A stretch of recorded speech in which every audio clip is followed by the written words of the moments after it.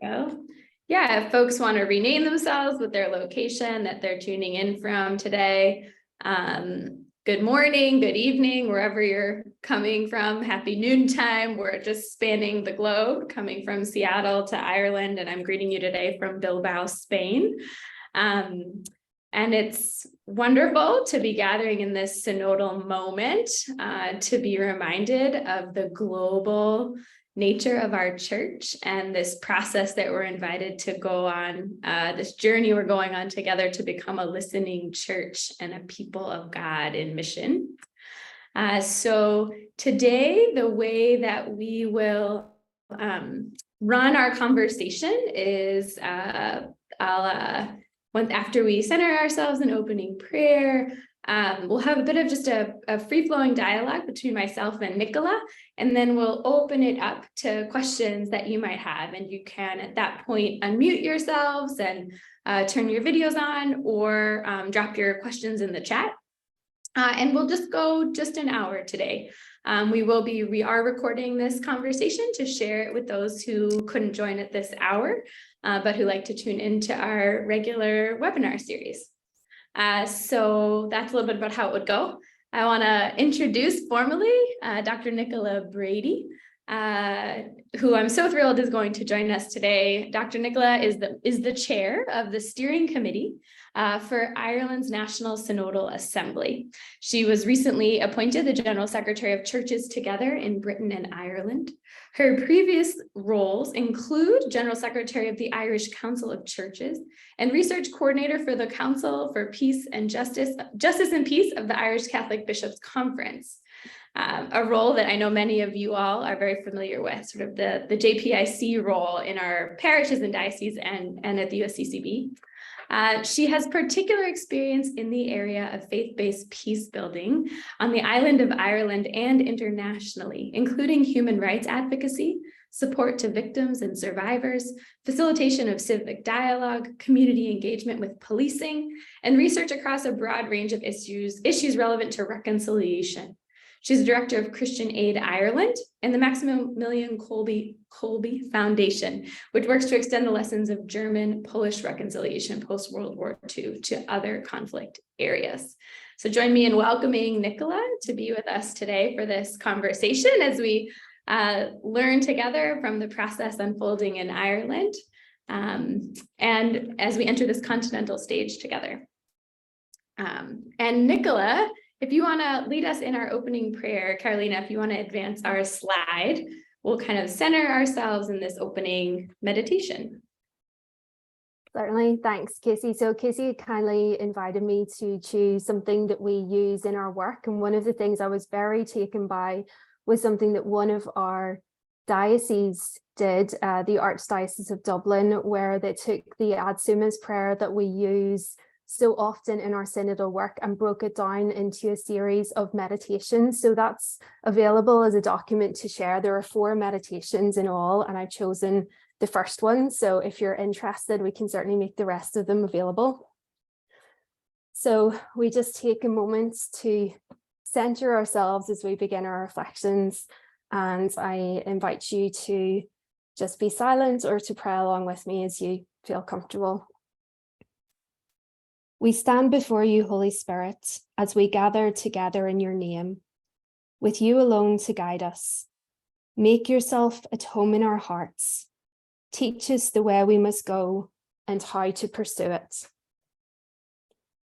Standing is a very old way of praying. When we stand for prayer, it's the posture of a grateful heart. When the early Christians gathered, they stood together with arms outstretched, giving thanks. We stand because God is here with us, standing right beside us. Gathering, this is what we're all about. Where 2 or 3 are gathered in his name, there is church. The gathering is ecclesia. We become the people of God by gathering.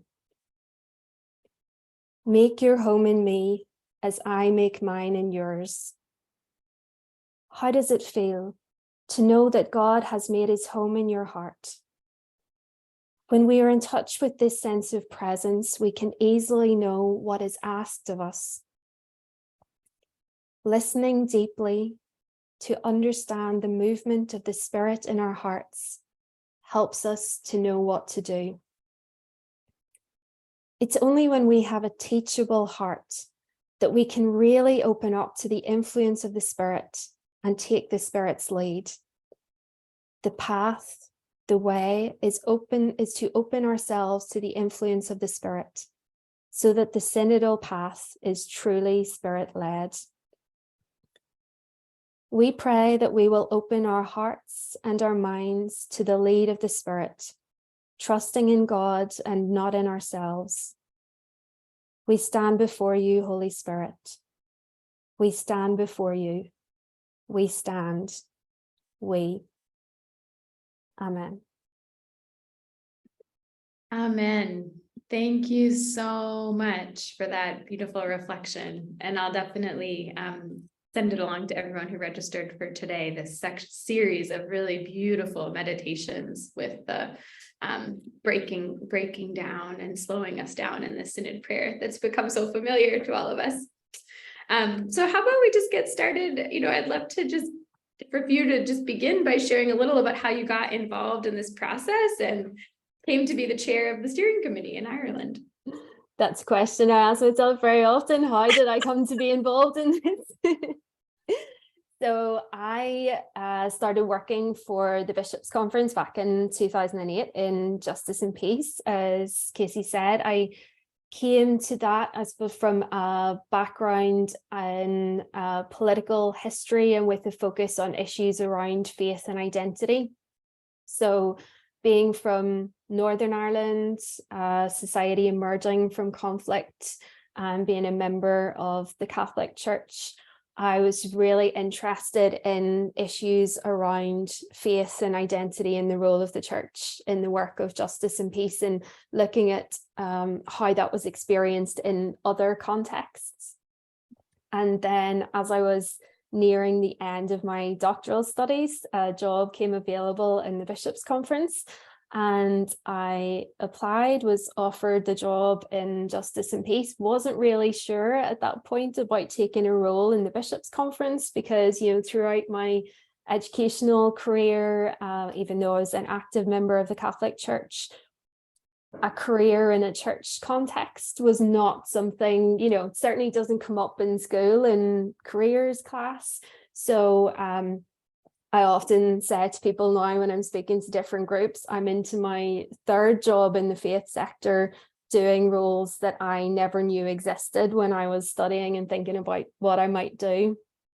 So worked for 8 years in the Bishops' Conference in Justice and Peace. Really loved that work. So many aspects of it, seeing how people of faith just on the ground in really difficult circumstances were just rolling up their sleeves and not thinking about the challenges, but just really asking the question, what would Jesus do? And just very simple gestures of outreach, hospitality, and love, and how these were breaking down barriers. So I was really inspired by that, but particularly in our own context, because the labels of Catholic and Protestant have been so significant in the segregation of our society. Interchurch peace building work and ecumenism became my passions, and there I really found an area of work that was underdeveloped, had a lot of potential, and where there were a lot of really creative, inspiring people that just needed a bit of support. And so I spent 5.5 years as General Secretary of the Irish Council of Churches, and during that time, we were able to do some incredible things around support for the peace process and support for political stability and political negotiations here. And then Brexit happened, and that was a real challenge to identity and relationships. And through that, I suppose, it involved all the people across these islands. Britain and Ireland are so intimately connected. So I started working more with churches across the UK and trying to let them know about the threats that Brexit presented to the peace process. And so in January this year, I became General Secretary of Churches Together in Britain and Ireland. And alongside all of that, the bishops had come to me. So even though I no longer worked in the bishops' conference, I was working very closely with them. And they said, well, we have this role and it's about facilitating dialogue and project management. And we think that, you know, out of your experience, you might be able to give that a bit of a steer. And at that stage, it was about developing a national synodal pathway for the church in Ireland. And so it was meant to be 2 years of fairly gentle, exploratory conversations, you know, engaging with academic institutes, looking at what data we had, what we needed, all of that. So I thought, yeah, I can do that. And it's, you know, very close to my areas of experience. And of course, you know, I'm passionate about the work of dialogue. I've seen it be so transformative in the peace building space, particularly in the ecumenical space. And so I agreed to do that. And then the Universal Synod was announced, and everything just, yeah, it's just indescribable. It just swept like a tidal wave. There was so much to keep up with. There's been so much coming at us. So it's been incredibly intense, but also just a real privilege to do this work. Yeah, I think that's helpful context for folks to hear, because I know some of us had local synods in our own diocese unfolding, and some of the question is like, how does this Universal Synod, how did it open up and deepen and broaden the path? Or in places like San Diego, where, you know, they really said, we want to do this over a couple of years, right? So we're going to extend the path. So Ireland is on a longer journey and had been on a longer journey. And so it's in that bigger context, I think that's helpful to hear kind of how this process has served really to build the local church, even as it's a global call. So what was, you know, what are some of the learnings or surprises from the listening and consultation phase from where you sat as you were, you know, working with bishops, trying to get people involved, trying to explain what synodality is to people, you know, what were some of the surprises along the way, or some of the lessons that you feel like you're carrying with you now, like a year or so in? Well, I would say at the outset, the fact that our timelines coincided with the Universal Synod, that has been both a support and a challenge. So it's been a challenge in the fact that, as I said, it accelerated our timelines and it added an extra layer in terms of what you're trying to explain to people about the journey that we're on, and an extra layer where so much of it is out of our control as well, and you're going to have to be reactive, and so you have to allow space for that. But where it was really helpful was in just raising awareness, raising the profile of synodality right across the church, and, you know, giving us this wider global context that we could connect to as well. Some of the resources that were produced from the Vatican Synod Office as well were really helpful. And so we were able to work with those and adapt them to our local context. So all of that was positive. At the start, we were really, from an Irish perspective, just setting out on our journey, although in a small number of dioceses that already had some kind of a local synodal process. In some cases using that language, and in others not. It was more around listening and pastoral engagement. But there were some local reports and consultations already there to build on. So it was a fairly steep learning curve for everyone in terms of introducing that language, and, you know, then finding out how that was going to translate into new ways of working. Mm-hmm. Some of the positive surprises have been, I think, just how enthusiastically people responded across dioceses in the very difficult circumstances of the pandemic. Mm-hmm. So while there's been some negative coverage right across the world of the relatively low numbers in terms of the percentage of the Catholic population who took part. I would very much come at it from that perspective of where 2 or 3 are gathered. And if you have 2 or 3 committed people in each diocese, that's a really solid foundation. And we had that fairly quickly. And that was brilliant. And that starts breaking down some of the barriers, because there are challenges on all sorts of levels. There are the challenges at the level of formation and understanding. There are challenges at the level of relationships and, people's personal and emotional experiences that need to be dealt with. But then there are all these structural challenges as well, such as the fact that people do not work together as well as you might hope across diocesan and sometimes across parish boundaries. Things that could be relatively easy to address with just a bit of intentionality and kind of focused attention.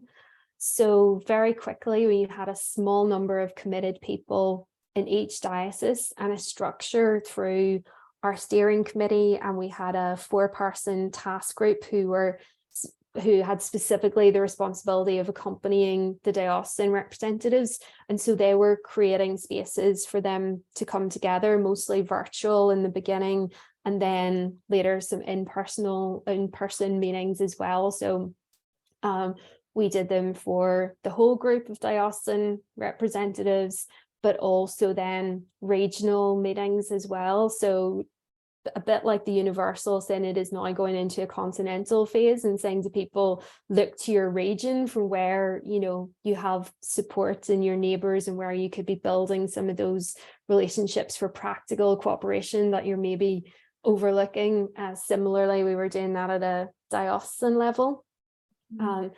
So that was really positive. I can maybe say a little bit about our timeline so far and how our process has been structured, give a bit more context. So the diocesan listening, then we were getting that off the ground really from last autumn, and a lot of it took place during Lent because between COVID and the fact that people needed a bit of a lead in to think through how they could do this. So then during Lent, people created a lot of the in-person opportunities. The engagement looked different in every diocese, as I'm sure it did in the US. So again, there are positives and negatives to that. So one positive aspect is obviously, you have the subsidiarity, you place the trust in the local leadership, and you give people the flexibility that they don't have to stick to a very rigid formula of questions or approaches, and they don't have to go back and repeat anything that they've done already.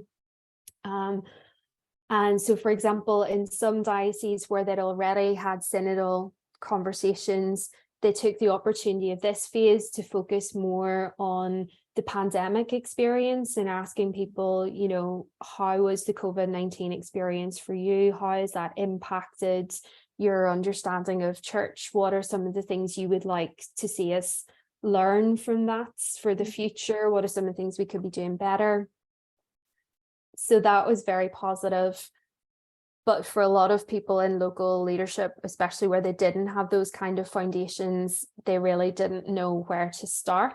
It was very challenging. And for people at parish level, the opportunities for engagement vary greatly from one region to another. And if you were in a place where there wasn't a very rich and diverse offering of ways to engage, or maybe people didn't find anything at all, that was very frustrating and disappointing for people.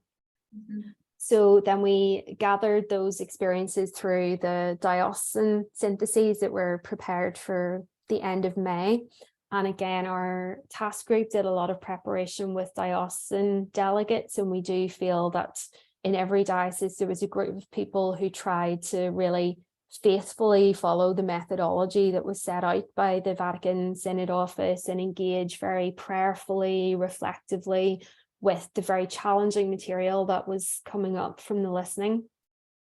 And then we had a small group who again did the same at national level.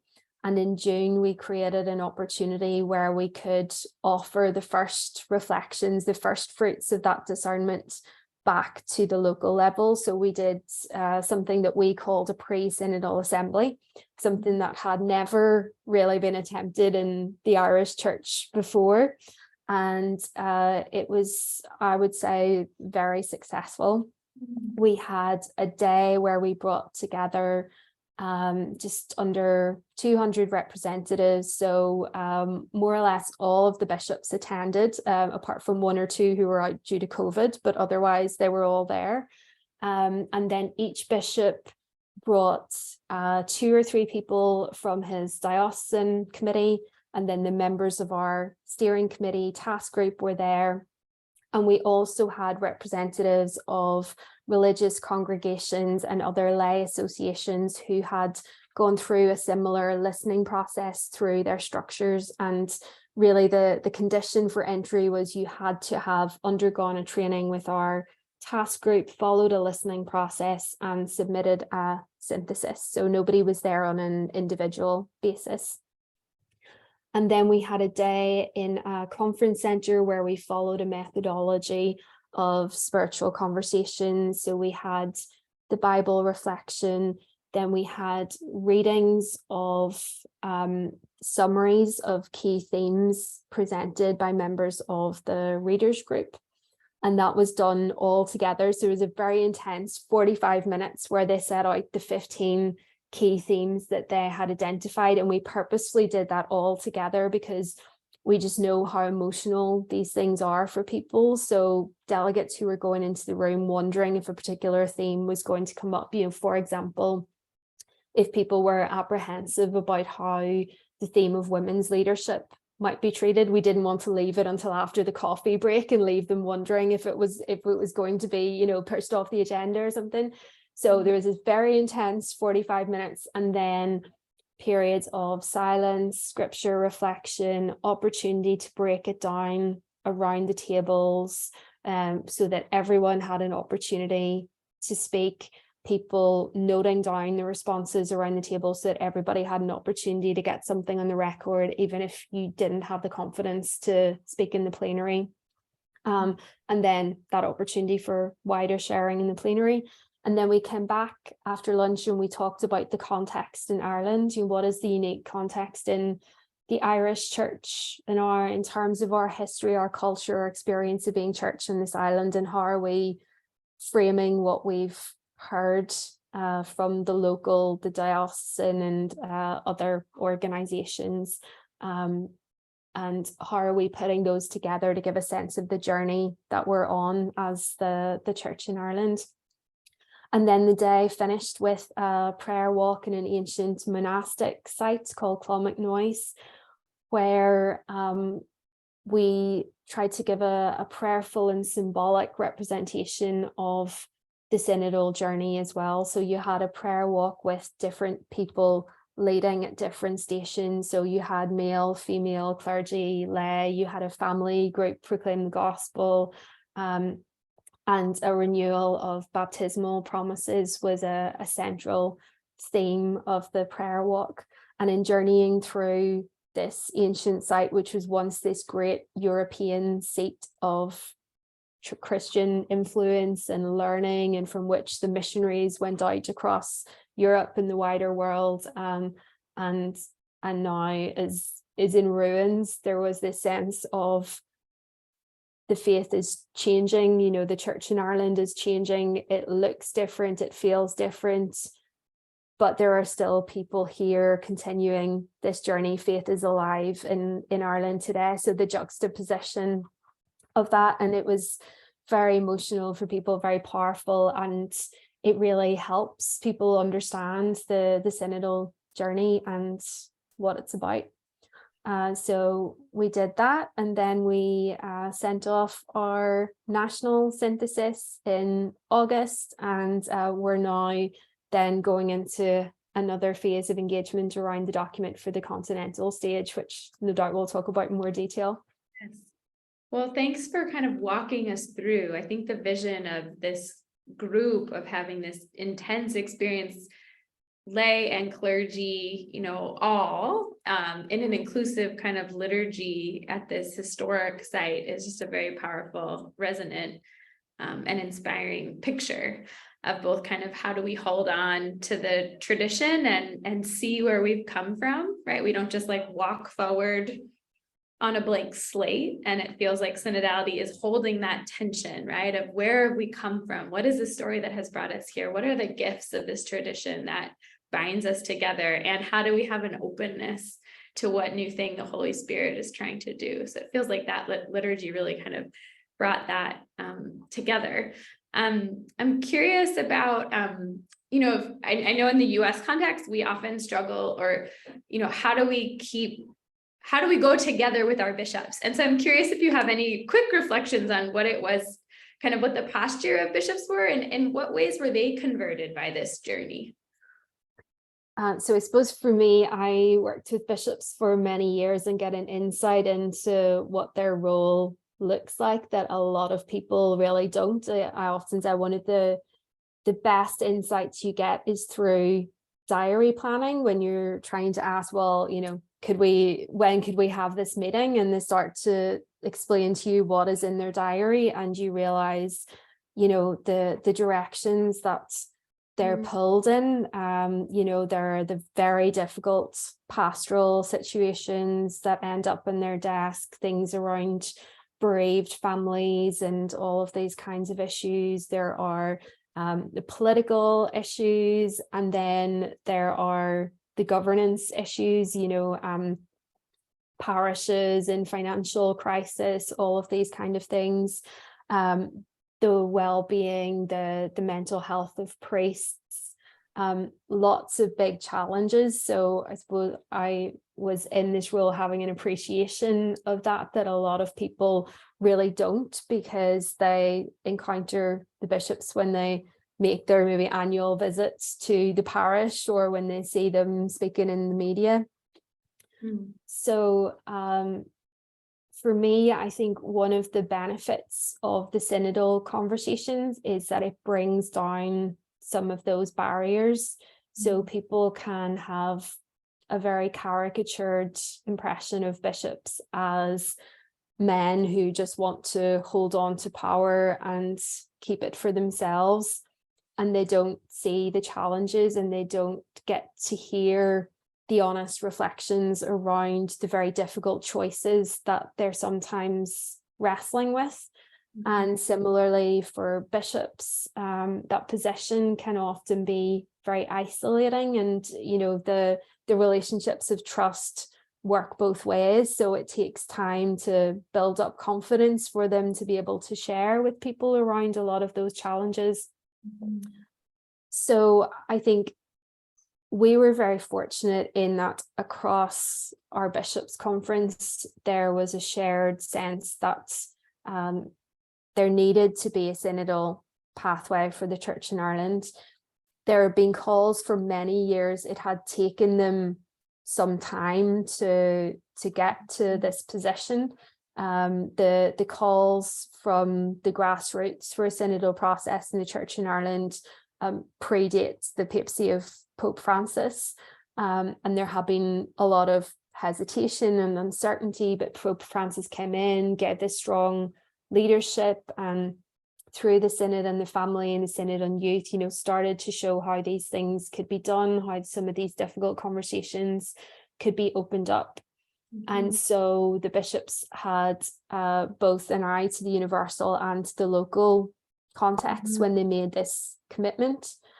And it was a very sincere commitment, but it takes time for the wider church population, the wider church family to accept the sincerity of that. So a lot of the early challenges were around where is it all going to go? What's the final destination? What's the synodal process going to look like? What's going to be on the table? And the communications challenge for us was that those issues genuinely had not and still have not been decided. The brief that the steering committee was given for 2 years was to consult widely around what kind of synodal process might be meaningful and achievable for the church in Ireland. And so we still haven't decided whether we're working towards one large national synod, whether it would be a series of thematic assemblies, a series of regional assemblies. So that initially was something of a challenge. And then also, there were some challenges around our appointment as well. Aren't you just people chosen by bishops? Which of course we were, simply. So that, again, it takes time to build up trust and for people to see that, while yes, to get the ball rolling, bishops did have to nominate some people to come together, that our committee was given a very broad terms of reference and the independence to frame the likes of the pre-synodal assembly and how that would take place. We also have 4 Episcopal members on our committee, so we're working in a synodal way with the bishops as well, not as a body outside of the bishops' conference. And I think one of the real breakthrough moments was in that pre-synodal assembly, when people saw the participation of basically all the members of the bishops' conference, and they felt heard in what was being reflected back from the local level. And there was one particular exchange that I remember from the pre-synodal assembly, when one of the bishops was saying, well, this is all very well, but what are we going to do with all of this now?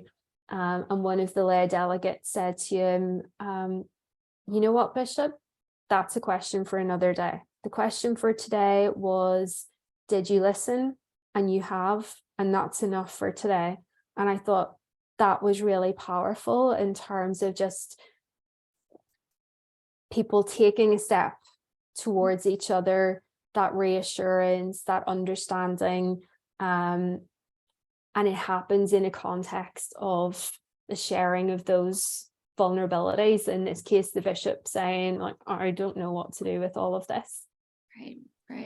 I wonder if you might speak briefly about some of the key themes that really emerged, or where was there what were sort of the shared laments that came out in this process for the people of Ireland? We said that we feel that the abuse crisis really is the lens through which so much of our recent experience of church, if not all of our recent experience of church, has to be read, just because it was such a profound sorrow and shame, and exposed so many other abuses in its wake, the abuse of power, exclusion, all of these things, they're all tied up in what was brought out by the revelations of the awful abuse of children and vulnerable people. So that was really the starting point.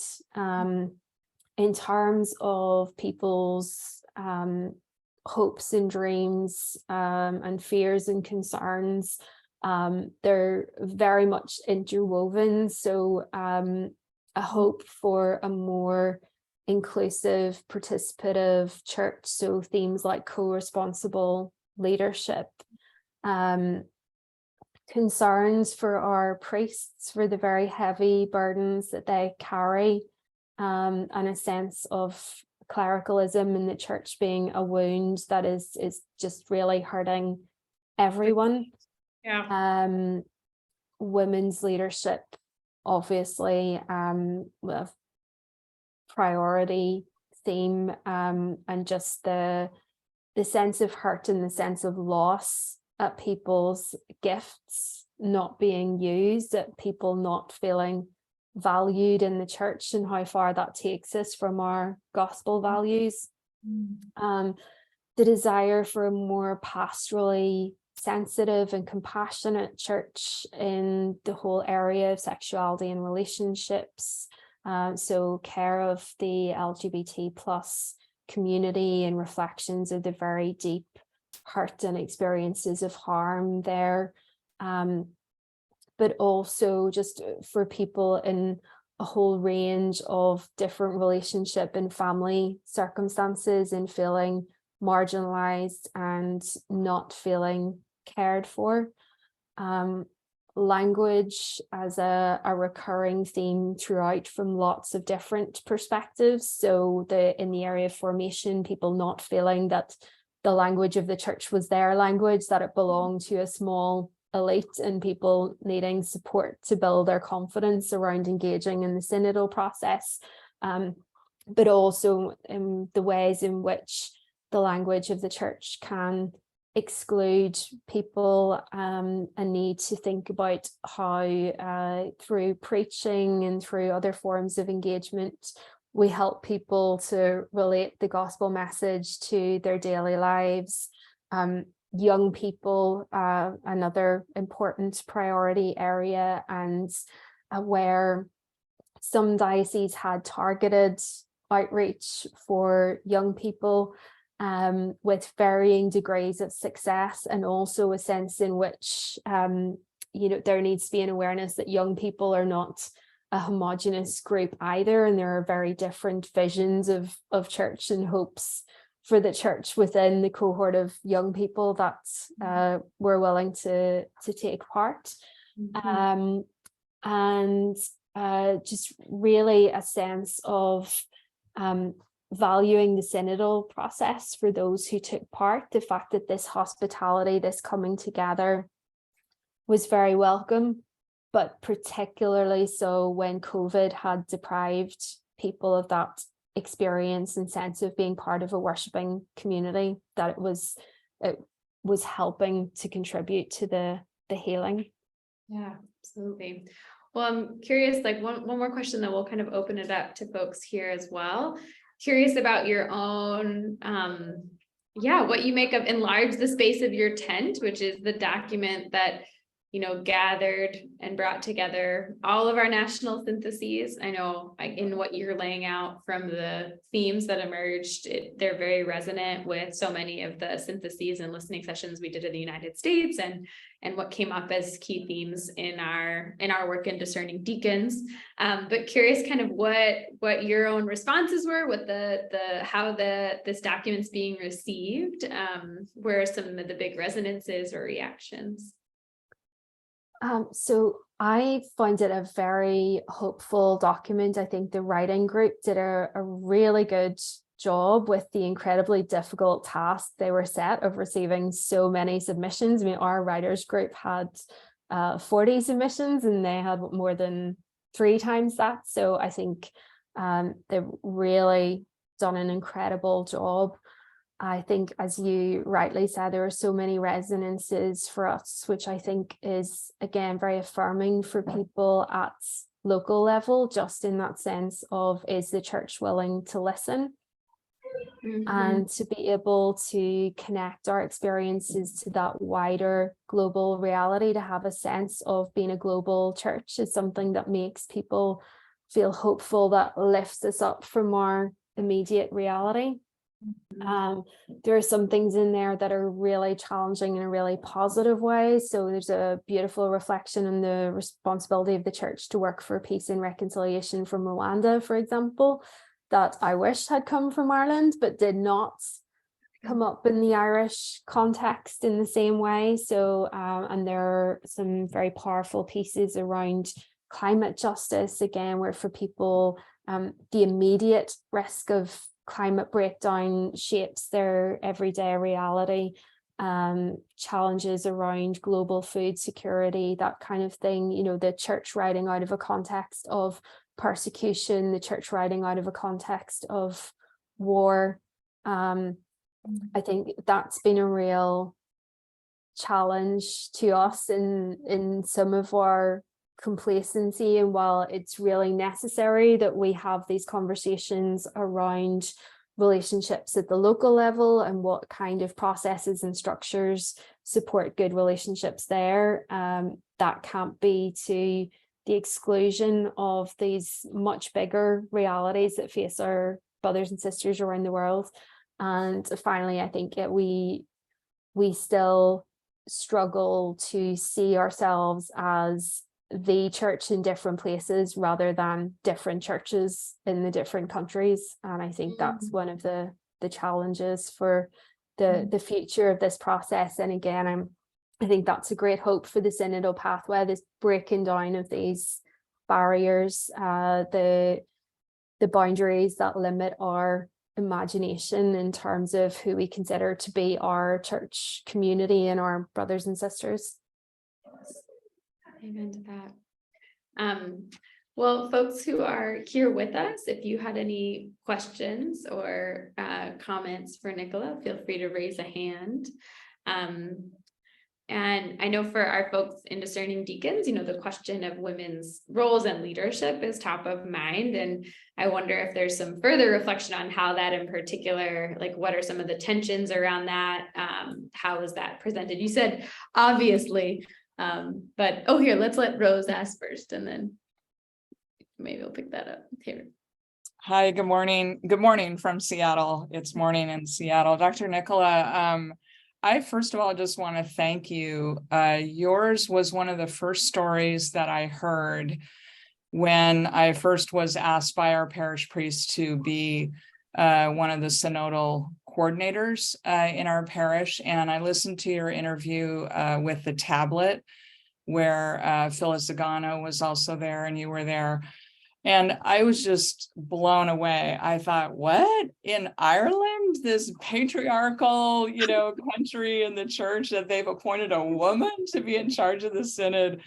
I was so excited about that. And that has really carried through in all of the work that we've done so far. I guess my question for you is one of the things that kind of popped off the page for me in the continental phase document from the Vatican was that they said there was a deep affection expressed for parish priests, and yet there wasn't a lot of input from priests themselves in the synodal listening sessions. And in our parish, our pastor said, I'm not going to attend those on purpose because I don't want to in any way kind of squash the input, the honest input that people have. And so I was just wondering, in Ireland, what was the experience of the priests? Did they find a pathway to, kind of present their own feedback into the synodal process? Well, first of all, thanks, Rose, for your kind words and the encouragement, always welcome. Secondly, in relation to the priests here, really a very similar story. So at the moment, one of our areas of focus in our steering committee, I and some of my colleagues were doing the rounds of the priests' assemblies for different dioceses, and we're giving them a presentation of the synodal journey so far, and we're asking for their feedback.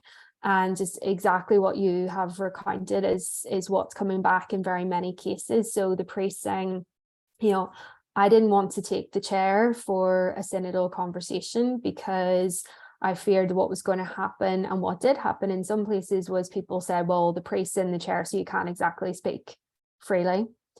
And quite a number of priests have told a story along the lines of the following. So the priest wants to have a synodal conversation. So he goes to the parish pastoral council and he says to the parish pastoral council, so we have to have a synodal conversation. So let's, try it out here amongst ourselves. So they have a great conversation, and the members of the parish pastoral council said to him, that was wonderful, Father. Isn't it great to be able to have honest conversations about these things? And the priest said, fantastic. Now, what kind of process could we use to open that up to the wider process, to the wider parish? And the parish pastoral council members say, oh, no, you don't want to do that, Father. That would be a nightmare. Should there be all kinds of rows and conflict? And no. And so they get stuck. So in practical terms, one of the things that priests has said to us was if we, could have like a register of accredited facilitators, people that we would know that would deliver a synodal process according to the guidelines and what's happening, whether it be in the national pathway or the universal, and that they would be people who would be trusted to lead and guide this kind of conversation, and we could be part of it but not in charge of it. Because the other thing, if the priest steps back and lets the lay person facilitate it and doesn't participate at all, people say, well, the priest was absent. So the conclusion that they reach, and it's cited in our national synthesis, is, oh, the priest doesn't consider himself part of the people of God. Yeah. Pat, do you want to ask your question? Hi, thank you, Nicola. This was absolutely wonderful, and such a creative process that you developed was really inspirational. I wonder, you talked about the numbers of parishes in dioceses that participated in the process. And I know that that was an issue here for us in the United States too, that there were so many parishes, or maybe even whole dioceses, that just chose not to participate in the process. And I wonder if you got any sense of why that was, whether they were actively opposed to the process, whether they were just didn't care, or any sense of why that was. Just busy. What happened? Thanks, Pat. Well, I mean, that's part of the phase that we're in. We're really starting to ask those questions now. So what we can say is every diocese participated, but in different ways and to varying degrees of success. And the extent to which the synodal process reached down to the parish level, I can say in very raw form. We haven't sort of pooled all our information and reflected on it. So this is my kind of back of envelope scribbles about what I'm hearing as I go around. But it depended on the people on those diocesan committees developing resources specifically for parishes, which is a very particular skill set, which not everybody had. So where you had people who were able to develop resources like the opening worship material that I shared with you, it was much easier to get it out to parishes. That was one aspect of it. The confidence piece was another. So where people were maybe uncertain about what it is they were taking on at the diocesan level, it perhaps wasn't very clearly communicated across the diocese. This is our diocesan leadership team for that. And therefore that created an access barrier and also a trust barrier in the process. But again, if people don't really know what they're taking on, you can understand them not wanting to put their face on the diocesan website very quickly. So all of these things are normal human responses and realities that we're having to work through. Where priests were actively opposed to it, then they didn't give any leadership and it was more difficult for others to do it. Where the priest was simply overwhelmed, again, just pressures of workload, just didn't have the time to think about this. Again, they didn't give that leadership, and others maybe didn't know where to start or how to step up into that space. And in some cases, because clergy are stretched so thin, it could be a very simple and straightforward thing, like the parish priest was ill. And in his absence, people were already struggling and nothing happened. So it's a complex picture. There's a whole lot of reasons. There's some things that as we move further down the road of a national pathway, that we will be able to mitigate with better resources, hopefully, more clarity around communication of points of contact, more trained and confident people to be a resource and a support. But I think we're always going to have to remember that the human realities and the pressures people are under, and these things are never going to go uniformly, perfectly and smoothly. And so we have to be compassionate with each other and self-compassionate in leadership as well.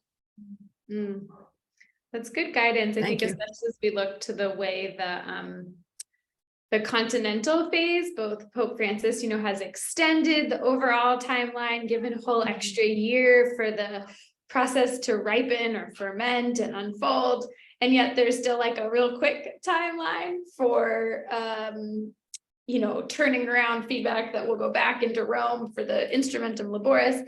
And so it's like slow down, but then there's this rush and you have the holidays happening. And so I think we're feeling some of that tension around how to actually hold some space to reflect with this continental document, this document for discernment, right? How can we let it sink in what was said in this historical consultation, and what resonates and what agitates us, what kind of pricks our conscience, and how do we keep serving the process as it unfolds? So, as we close, I'd love to hear any thoughts you have around how to keep shepherding, how you all are imagining continuing to shepherd this process. And and if there's any advice you have in particular for us at Discerning Deacons, we're definitely feeling like it's explicitly named, right? The question that for discernment around rethinking women's participation. So I know we want to, not get ourselves stretched too thin, but how do we keep serving this particular note of discernment?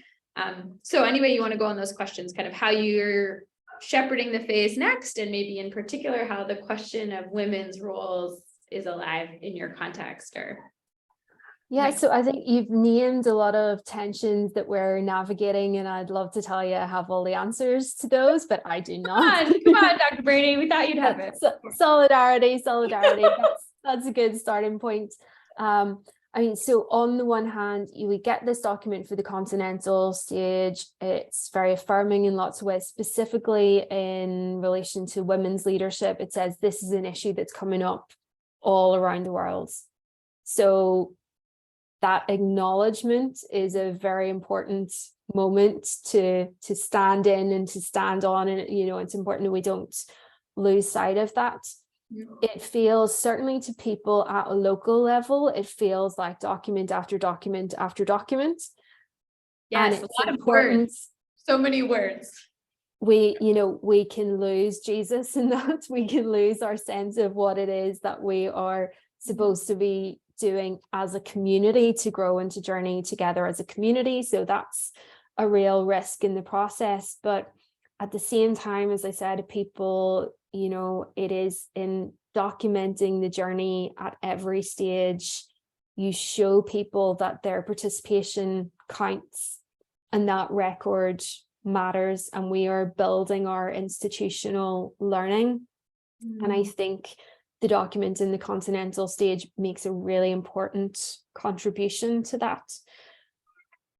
But however you look at it, we are asking people to hold a lot of things at the same time, because they have to go back to their local listening, whether that's in a diocesan context or in your context as discerning deacons, because that, I would say, has to be your primary source for the question of what are the pastoral actions that we can take now? What are we going to do differently as a result of what we've been hearing? The bits that will make it feel really meaningful for people, because they see that listening beginning to change things, beginning to lead to that process of transformation, deepening of relationships, better relationships.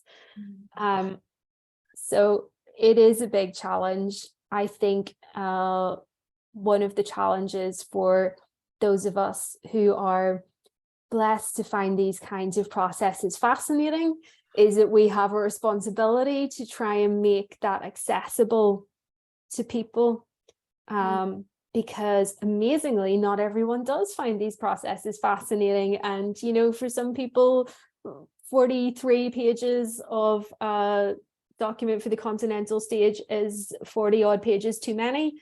And so there's something to be done there in figuring out how you help everybody to be engaged without setting the bar too high for people, and yet for that engagement to be meaningful and for it not to be a dumbing down, a talking down to people, but rather a recognition that everybody comes to this process with different gifts, and that there needs to be that creativity and that's diversity of approaches and opportunities, but bound together with an authenticity as well, so that you're not having entirely different conversations in different rooms with different groups of people.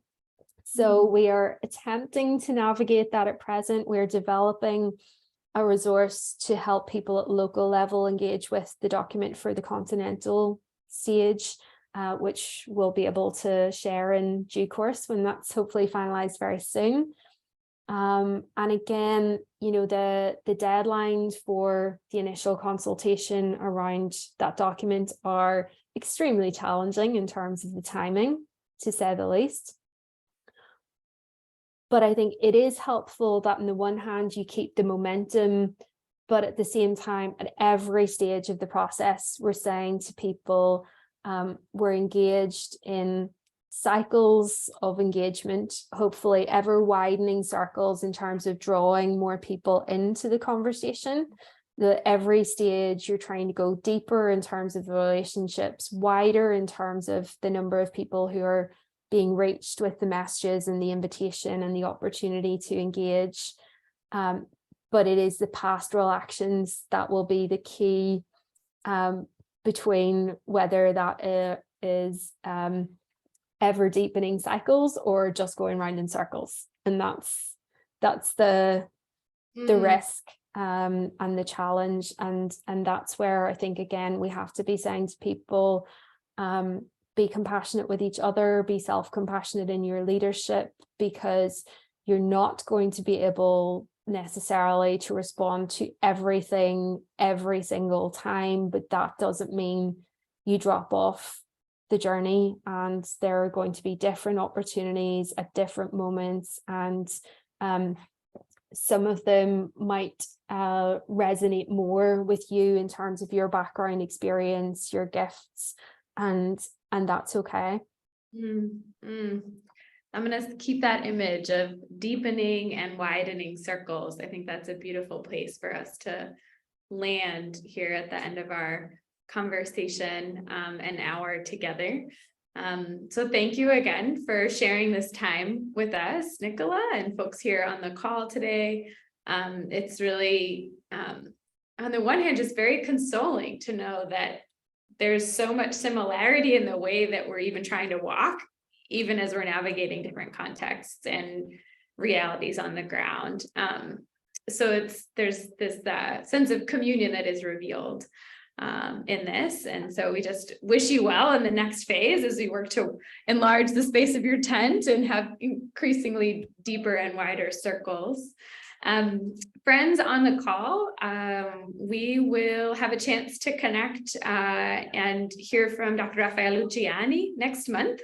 So if you want to go ahead and save the date, December 7th at 7 p.m. We're going to co-host this event with Boston College and their School for Theology and Ministry. So they'll actually be putting out the registration. So we'll send it out to everybody who had signed up today.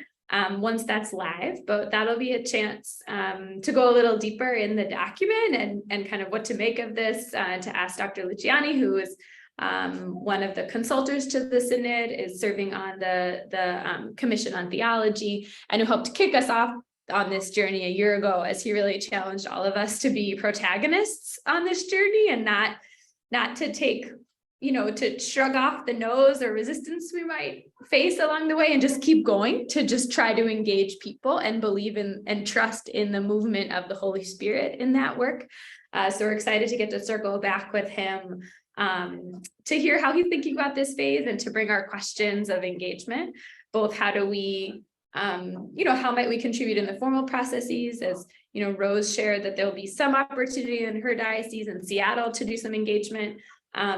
But how do we also take the longer view and see how are we doing our work to continue to widen and deepen circles, and to prepare the ground in our own communities to keep walking in this way, and particularly to lift up the discernment and the question and the conversation around women's participation. How is that really being rethought, and what might the church do in this moment and decide in this season around how to advance that conversation? So we'll gather again next month.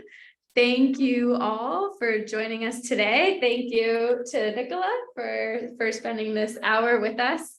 Thank you very much. Yes, and maybe we'll just do a very brief little Irish blessing as we go forth. One of my favorites that was in our household where we did not have many prayers. This was one that was always said and was over every door, which is, of course, may the road rise up to meet you. May the wind be always at your back.